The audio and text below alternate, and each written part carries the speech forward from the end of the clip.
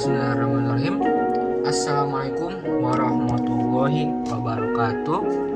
Saya Fatah Azkaimzillah ingin menjelaskan tentang buku besar pada kesempatan kali ini.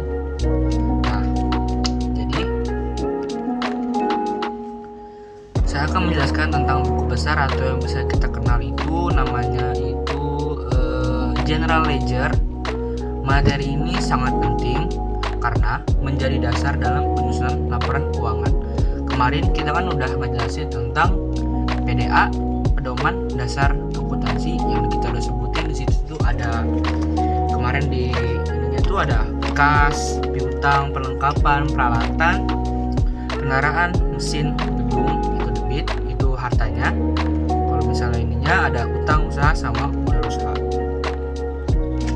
Jadi sedikit review kemarin, modal usaha itu ada mencakup tiga hal penting, yaitu ada pendapatan, lalu ada biaya atau beban, lalu ada price.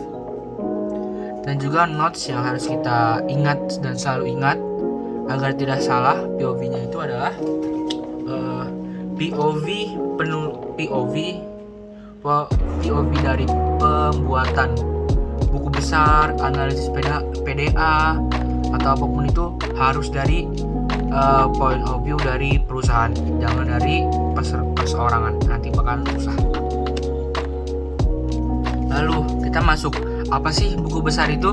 Jadi buku besar adalah kumpulan akun-akun yang digunakan untuk mencatat perubahan dari setiap transaksi keuangan perusahaan. Jadi setelah transaksi dalam jurnal umum, barulah transaksi itu dipindahkan ke buku besar. Tujuan buku besar adalah untuk merangkum seluruh transaksi sejenis dalam satu tempat, sehingga kita bisa melihat saldo akhirnya. Misalnya akun kas, piutang, utang, modal, dan sebagainya. Lalu kita lanjut, apa sih fungsi dari buku besar itu? Jadi buku besar memiliki beberapa fungsi yang penting. Yang pertama, mengelompokkan transaksi sesuai jenis akunnya. Jadi kenapa sih kita harus ngelompokin transaksi sesuai jenis akunnya? Jadi kita harus ngelompokin itu biar ada urutannya dan nggak salah nanti di akhir-akhirnya saat kita membuat neraca saldo, jurnal pembalik atau jurnal penutup, jadi enak lihatnya. Lalu yang kedua itu ada mengetahui saldo tiap akun secara cepat dan jelas. Jadi ya, karena emang tujuannya buku besar itu kita bisa melihat dari situ tuh, bisa ngeliat kayak kita bisa ini udah cepat jelas nih, udah tertera karena kita udah bikin.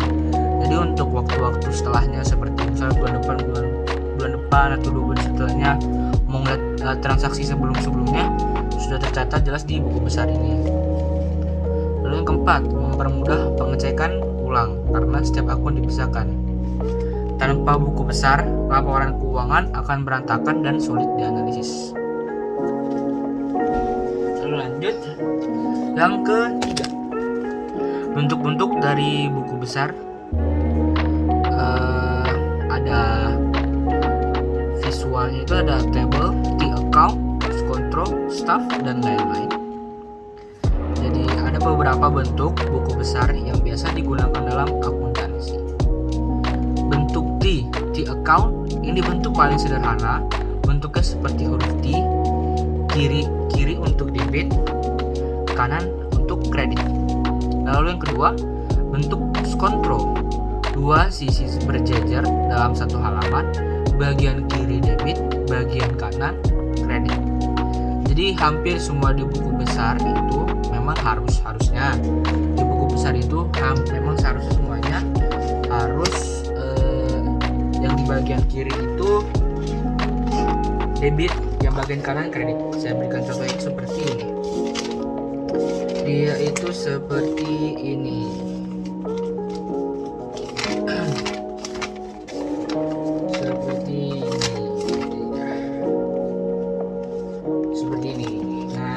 Lihat sini tuh, nanti di sini tuh ada keterangan nomornya, ini ada refnya, sini tuh debit, memang berbalik debit, terus ada kredit. Jadi benar memang hampir semuanya yang di kiri itu debit, yang di kanan itu kredit.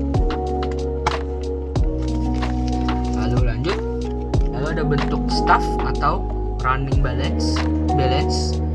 Paling sering digunakan modern, ada kolom tanggal, keterangan referensi, debit dan saldo yang terus berubah. Dengan berbagai bentuk ini, perusahaan bisa memilih mana yang paling sesuai. Jadi perusahaan bisa milih yang mana aja, mau pakai di account, bentuk kontrol, bentuk staff atau running balance. Jadi perusahaan mau terserah memilih yang mana aja dengan sesuai sama kebutuhan perusahaan tersebut. Lalu yang keempat, langkah memposting dari jurnal ke buku besar. Jadi yang pertama itu setelah transaksi dicatat dalam jurnal umum itu seperti ini. Jurnal umum itu ini. Ya kalau di keterangan itu di sini kas. Terus di modalnya ini kan kasnya debit, modalnya kredit itu 100 juta gitu. Terus ini ada pendapatan. Sini kas pendapatannya berarti ini nambah, jadinya itu debit, kasnya berkurang jadi ini kredit. Dan juga saya ingin menjelaskan tentang jurnal umum.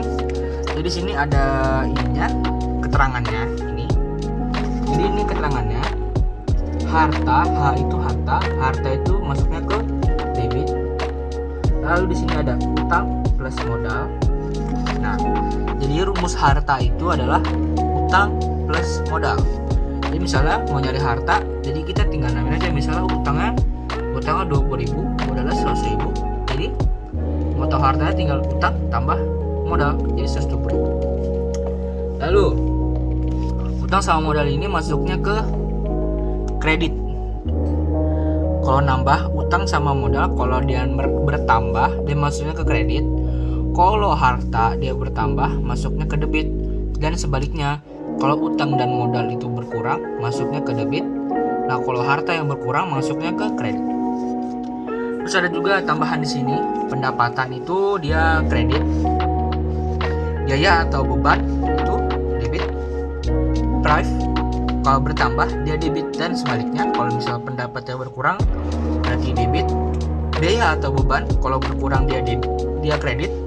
Drive kalau dia berkurang berarti debit. Drive itu apa sih? Nah, drive itu kayak pemilik perusahaan dia tuh ngambil barang yang tersedia di perusahaan tersebut, mau bentuknya barang atau uang. Jadi contohnya misalnya saya punya bengkel, terus saya punya motor, motor saya udah nggak pernah diganti 5 bulan. Jadinya saya ini ngambil oli stok di bengkel. Nah, itu masuknya ke price.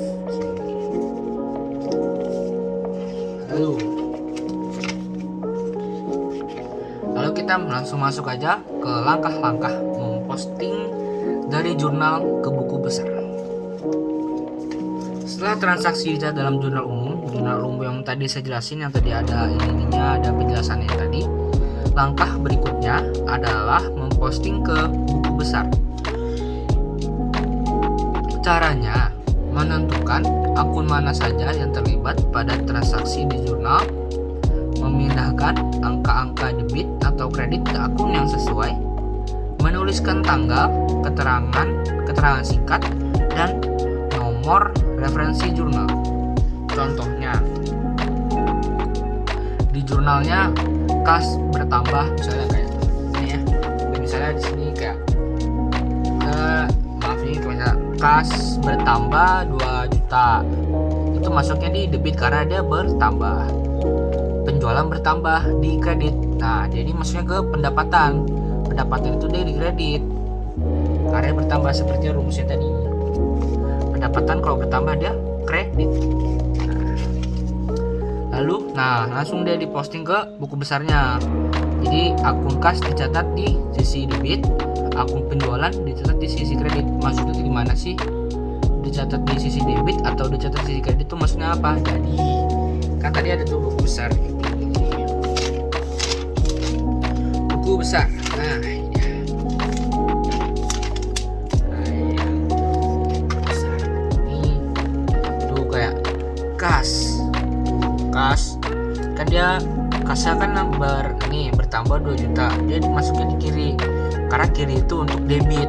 Nah, kalau misalnya menjorok sedikit ya menjorok ke dalam itu ke kanan tuh modal. Jadi kita bisa pastiin di debit ini dia 2 juta di debit, lalu penjualan bertambah itu di masuknya di kredit. Jadi kreditnya dulu di ujung sini, di ke bawah sini, masuknya ke kredit sini. Lalu kita akan membahas kasus sederhana dari buku besar.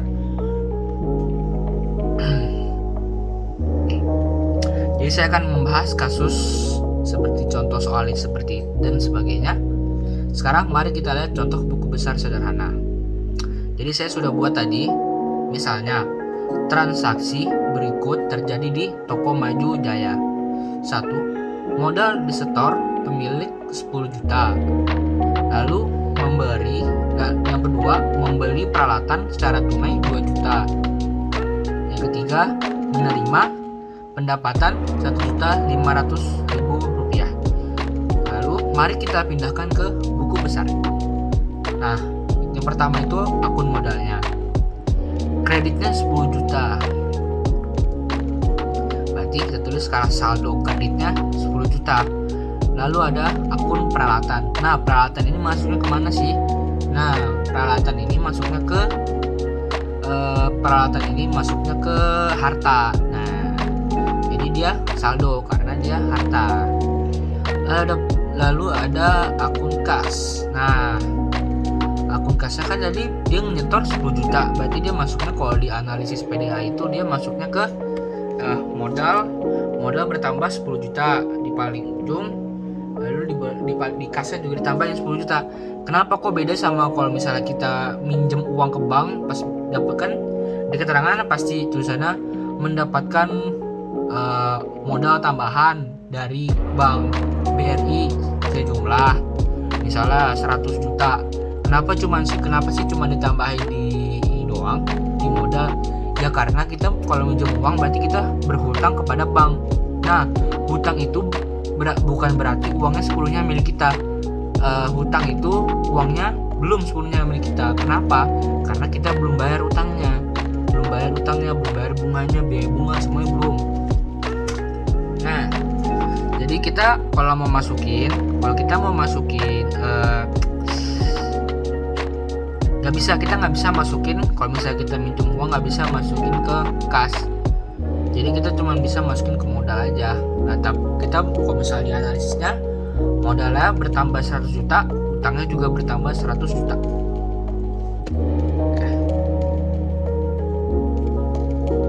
Nah, lalu di akun kasnya itu debit 10 jutanya itu masuknya di modal, kredit 2 juta di peralatan, debit 1.500.000 itu di pendapatan. Nah, kita bisa lihat tuh di saldo akhirnya berapa. Jadi saldo akhirnya itu 9.500.000. Dari sini terlihat bahwa buku besar memudahkan kita melihat posisi keuangan tiap akun. Yang keenam itu ada hubungan buku besar dengan neraca saldo. Nah, di pembahasan selanjutnya saya akan membahas tentang neraca saldo.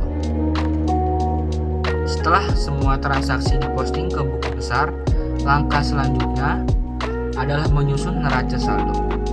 Neraca saldo berisi seluruh saldo akhir setiap akun dalam buku besar. Fungsi utamanya adalah memastikan total debit. Total debit itu kayak total kreditnya, sama aja. Nah, itu akan kita bahas di pertemuan selanjutnya. Jadi, kesimpulannya adalah buku besar adalah tempat pengelompokan seluruh transaksi berdasarkan akunnya. Buku besar membantu kita mengetahui saldo tiap akun, memudahkan penyusunan neraca saldo, dan menjadi dasar laporan keuangan. Dengan memahami buku besar, kalian bisa lebih mudah mempelajari akuntansi dan membaca kondisi keuangan suatu usaha. Terima kasih sudah menonton. Wassalamualaikum warahmatullahi wabarakatuh.